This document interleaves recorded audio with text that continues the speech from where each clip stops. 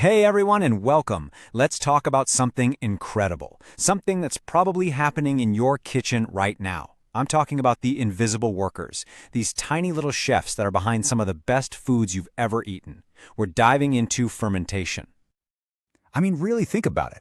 That perfect slice of sourdough bread, that creamy, tangy yogurt, even that amazing bar of dark chocolate.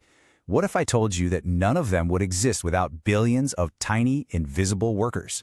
Yeah, once you get what's happening behind the scenes, you are never, ever going to look at food the same way again. Okay, so what is fermentation really?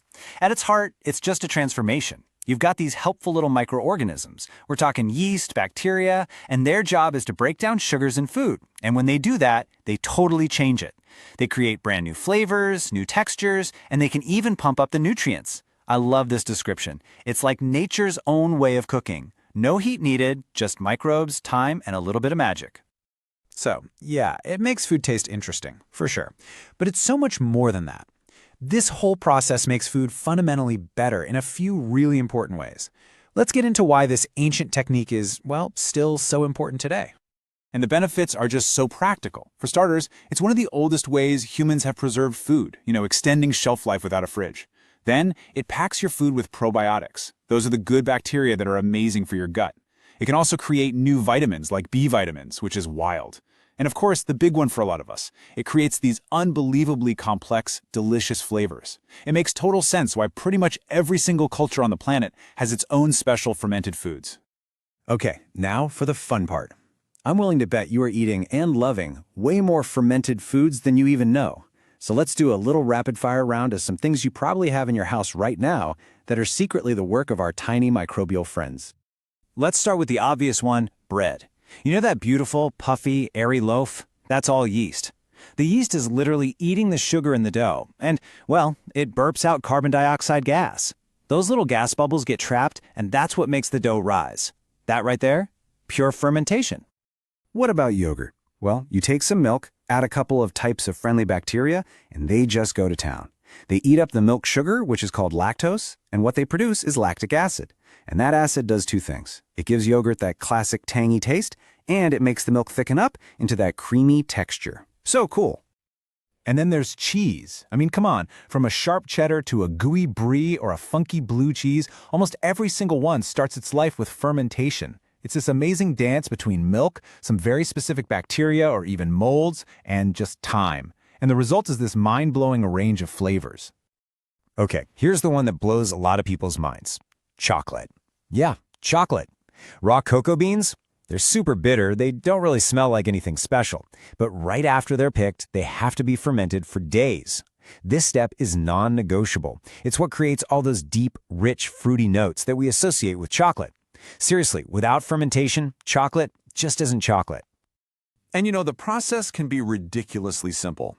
Think about pickles or sauerkraut. All you need is the vegetable, some salt, and a little patience. The salt basically sets the stage, creating a perfect environment where only the good bacteria can party. And they get to work, munching on the veggie's sugars and giving you that classic tangy crunch. That's it. And this is a big one in a lot of cultures. Like, take traditional pepper sauces in the Caribbean, a lot of those are fermented. And it does two amazing things. First, it makes the flavor so much deeper and more complex than just a fresh blended sauce. But it also helps it last way, way longer. So, bottom line, it tastes better and it doesn't go bad. Win-win. All right, so you've seen all these amazing foods, and you might be thinking, okay, the science here has got to be complicated, but it's really not. You can pretty much boil down any fermentation into 3 super simple steps. Let me show you. Just think of it like a basic recipe. Step 1, you start with your main ingredient, something with sugar in it, right? Milk, veggies, grains, whatever. Step 2, you add the microbes. Now, sometimes you add them yourself, like yeast for bread, or sometimes you just let the natural bacteria that are already there do the work. And then step 3, you just get out of the way. The microbes eat the sugar and they give you a gift in return. Maybe it's acid, like in yogurt, maybe it's gas, like in bread, or maybe it's alcohol, like in beer. That's really all there is to it. Okay, we need to clear something up because this is a big one. When people hear bacteria on my food, they immediately think of spoilage, right? Food going bad. But fermentation it's the total opposite of that. Here's the key difference. Fermentation is a controlled process. We're using the good guys, the beneficial microbes, to create awesome flavors and textures. In fact, the stuff they produce, like lactic acid, actually creates an environment where the bad guys, the spoilage microbes, can't survive.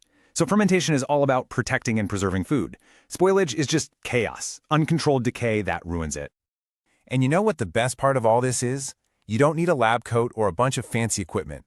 Your own kitchen is the perfect laboratory to start playing around with this stuff. And I mean, you can start so simple. Want to make yogurt? All you need is milk and a little bit of yogurt you already have to act as a starter.